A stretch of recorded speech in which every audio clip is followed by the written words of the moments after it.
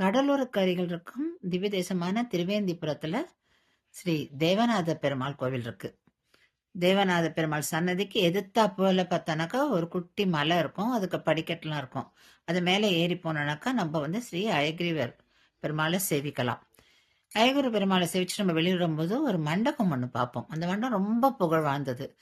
என்ன சிறப்பு அதுக்கு அப்படின்னாக்கா, அந்த இடத்துல தான் கருடாழ்வார் என்கிற பெரிய திருவடி சுவாமி தேசிகனுக்கு ஸ்ரீ அயக்ரீவ மந்திரத்தை உபதேசிக்கிறார்.